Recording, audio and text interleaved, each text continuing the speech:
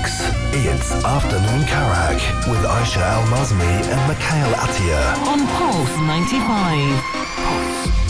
It only took them how long to finally, open the bag about the prices, the games, and everything. Sony was holding on to the last minute.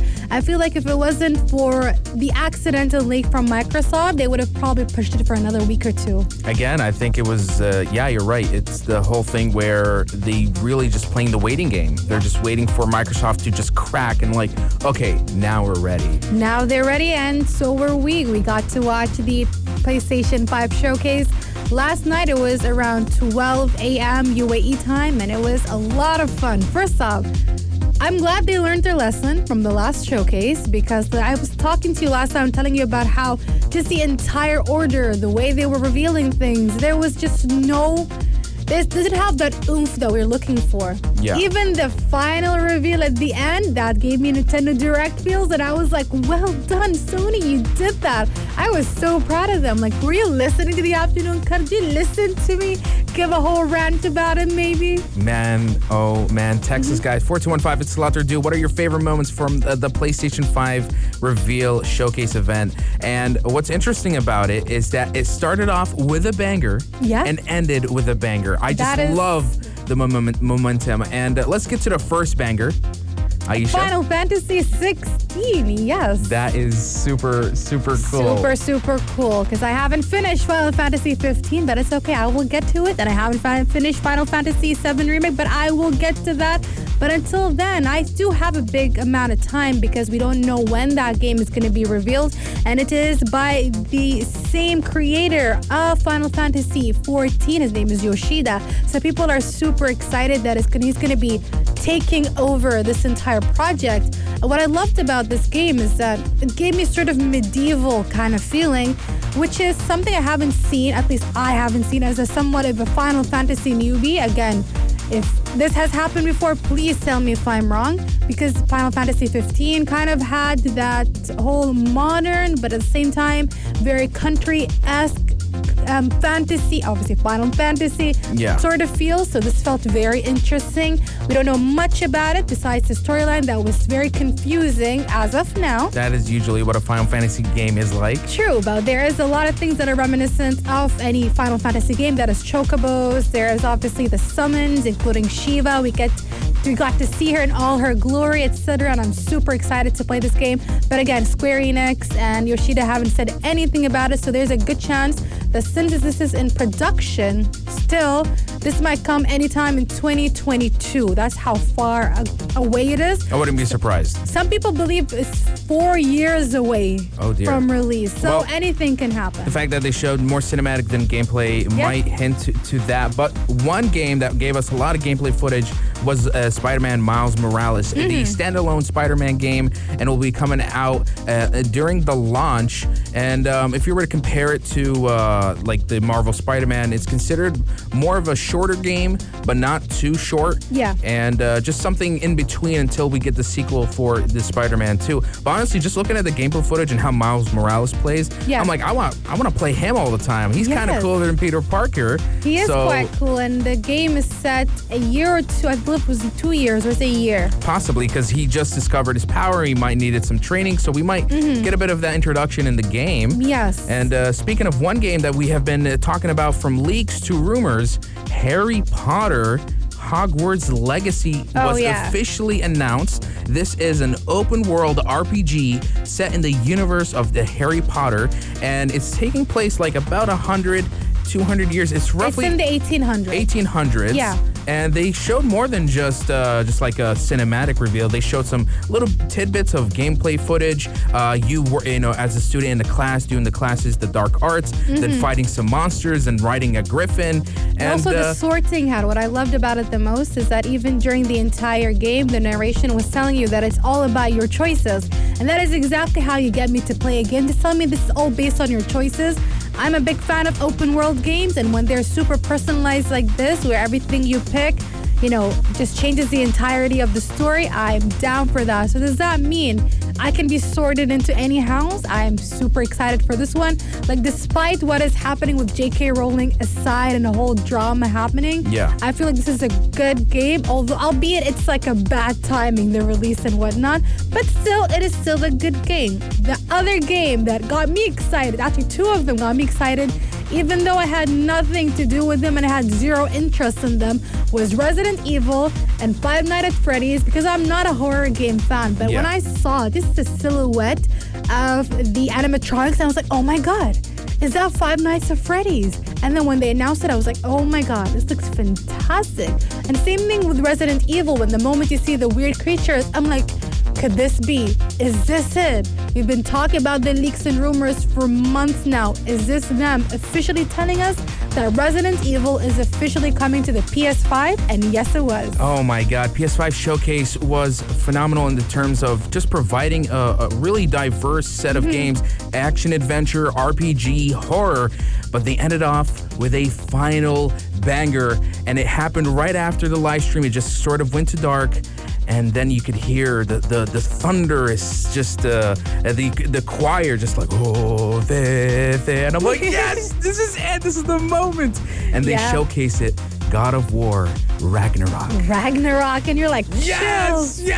I am. I was goosebumping, and I was just like, this is. And I was talking about it yesterday. I'm like, please, God of War 2. Please, God of War 2. I expected it, but I did not expect the way they revealed it, and that just made me so happy. 2021. Yes, very soon, coming very soon. So they've got, so far, Sony has a good number of strong contenders. They all happen to be sequels, which is Assassin's Creed Valhalla, God of War, and even Horizon Zero Dawn. I think just those titles themselves are pretty good, although the other games are also really good. We're going to continue talking about it. We're going to be taking a short break. We're going to be talking about the specs, the prices, and all of that and much more right here on the Afternoon Karak.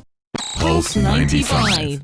We are continuing our talk on the PS5 showcase that happened last night at 12 a.m. UAE time.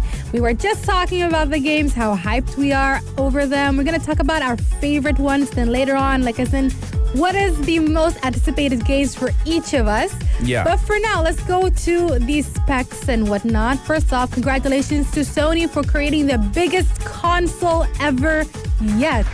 It do look big. It do look big. It's gonna look really nice in my bedroom when I finally get my hands on this console. But how will you get your hands on that console? Because although it's going to be releasing in the United States before us, well, I'm going to say that Sony kind of tricked everyone. They promised everybody a couple of months ago, back in June, that they're going to give people a heads up before opening the pre-order links. However, they're like, pre-orders are now. Okay, bye. Right now, exactly. And people went nuts. People went insane everywhere. And it has already sold out in a lot of places. Oh, dear. And links were crashing last night. People were worried. They're like, how do I get this? And according to a cousin of mine who has a friend who works in GameStop in the United States, my cousin says that basically people started rushing into GameStop and it was sold out within minutes. Ooh. I'm worried now if I'm going to be being able to get one day one. You know, I wouldn't be surprised if all the shelves are empty if I try to get my hands on it, which means that pre-order is probably my only option at this point. But let's get into the first most important factor. The thing that they unveiled was the price. Congratulations. Yes, congratulations, Mikhail. So, long story short, me and Aisha made this bet that Aisha, she bet that the price would be above 500, maybe 700 plus, because of the pre-order prices that were out there. It was more about them trying to break even as soon as possible. I thought that it's going to be either $599, $699. So I said 500 or less, they might undercut Microsoft, but the price reveal, as everyone knows now, the PlayStation 5 will cost $499. That is the standard edition with the disc. But if you want to get digital, and it's the same console, it's not different in terms of hardware specs, you can get it for $100 less. This is the digital edition. So in the UAE, that'll be 1,950 dirhams for the regular edition. No problem. And 1,550 dirhams for the digital edition. No problem. So honestly, what surprised me the most was the fact that when you're talking about the storage and the space-wise, they were exactly the same. Yeah. As far as I saw, unless I'm mistaken. The storage actually is to be announced for the digital. We know that the Makes PS5 sense. standard will be having a 825 SSD. Yeah. 825 gig. But the digital's still not announced. And what makes this interesting also is that, you know, the Xbox Series S is $100 less with specs that are far inferior than the PlayStation 5. So it's almost like a smart move from Sony, where it's like, if anybody's considering to get a budget Xbox Series S, they're like, why not pay $100 more and you get a PlayStation 5 digital that has just as much as the PlayStation 5 standard? Here's my rebuttal for that. Oh, all right. And I was educated about it like 2 hours ago, so I didn't really think about it or know much about it until, again, my cousin told me about it. Shout out to him. He told me that to get the optimum, capacity out of your PS5, you'll need to have a proper TV that is capable of running that PS5. That's true. It's going to be hitting 8K, 120 FPS. Even the HDMI 2.0, and most TVs don't have that. No problem. So you need to buy a new TV. That's another thing. And my cousin is in Kuwait, so he kind of told me it's around, like, straight off the bat, that sort of TV is around 500 KD. So multiply that by 13, and that is how much, or 12 dirhams. So 12 times, it's around 6,000 dirhams above. So think about that. And a lot of people will not have those sort of TVs, or will not even think about it. Like, myself included, if I do get the PS5 within the next year or two, I'm not going to be really thinking about the TV. I'm not going to change my TV. Yeah. So I would probably get, maybe, I wouldn't say 4K is suffice at the moment. 4K is suffice, but in terms of spec-wise, because you're saying that the Xbox S has a much less inferior, specs in comparison, it might be up to the same level or a bit above it. So it's not that much of a difference. Also, talking about pricey, the PlayStation 5 games are going to have a $10 markup. Yep. So instead of the original $60 day one purchase, all PS5 games are going to be $70. And that says a lot about just how developers and publishers are going to be approaching next-gen publication of their games. We thought just the next-gen upgrade thing was going to be a problem, but it seems that now we're going to have to get used to paying a little bit more for next-generation games. Like we said, they had to put the cost somewhere. Yeah. They're using air freight, which is they're going to use around, I believe, either 60 flights or 60 airplanes.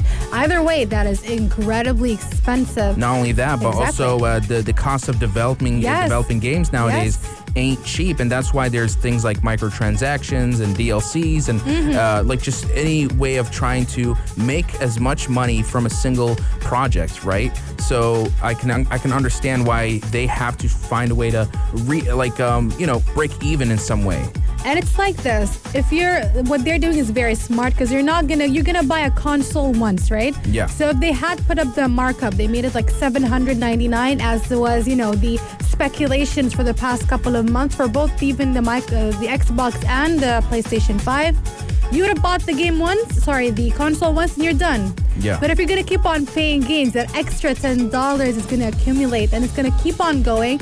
That will eventually help them probably break even much faster than they anticipated, especially taking into consideration the pandemic. Because obviously a lot of people do not have the means to purchase something like that. So especially like off the bat, $799, $699, that is way too expensive. And even when it comes to the cost of making the console itself. But it's easier to sell a game at a higher markup. Also, one thing I believe Sony's trying to even out here is the PS Plus subscription for next gen. It just right off the get-go, when you get a PS5 and you're subscribed to PS Plus, they're going to be giving all of their biggest PS4 exclusives for free to download, all upgraded as well to next-gen console. We're talking Uncharted 4, Bloodborne, Persona 5. Yes. This is a really pretty good deal. You're getting 17 games for free right day one if you're a PS Plus subscriber for the PlayStation 5. But now, for one more reveal, the release date for the PlayStation 5. And it's not going to be too long. We know the Xbox is going to be November 10th. But the PlayStation will be releasing in the US in November 12th. Yep. And internationally in November 14th. That is very interesting because remember how we were talking about how usually the releases are on Fridays. Yeah. November 12th is a Thursday and November 14th is a Saturday. Oh dear. So like Cyber Saturday or something? I don't know because Cyber Mondays and Black Fridays would usually be on the 25th, 26th, 27th, like that entire week right before December. So they do hit the mark where they're ahead of all these deals and whatnot. But at the same time, it's interesting that they chose another day besides Friday to release something. Yeah. It is, Saturday is a day off for us, so it's probably going to be easier for us to go and pick up something, but it's still a working day for them in the States. So how will that happen? It's not like it's a Friday, the weekend is tomorrow. We can order it and buy it like later on tonight. No, it's a Thursday. So somewhat kind of midweek. It's not a midweek, but kind of midweek. It's gonna be a race. It's gonna be a rat race. That's how I'm gonna see it. Oh yeah, definitely. But just a little reminder: on my birthday is November 9. November 4215 at Slaughter Do. If anybody wants to give me a lovely present, PlayStation 5. Just saying, Sony Pony. And what about your wager? What do you want? What's my wager? No, because you won the pricing thing. Oh man, I would say just a lovely macchiato. A macchiato Starbucks. from Starbucks. Yes. A venti or a grande. I'll go. I think is Grande the big one? The venti is biggest. I'll have the venti. You'll have the venti. I'll get you a venti macchiato next week, inshallah. And with that, we end our hour, a super fun hour. We had our first impressions. We talked about Marvel, and now the PS5 showcase. That was super exciting. Can't wait for God of War, but for me, it's Final Fantasy 16, definitely. And guys, if you missed out on any of the highlights for today, don't worry. We're going to be having the episode up on YouTube, SoundCloud, Spotify, Apple Podcasts, whichever your preference. We're there for you. We're everywhere, guys. We're everywhere. And with that, we end our hour. We leave the desk for Alice Cofield and Big Hass right here on Pulse 95. Pulse 95.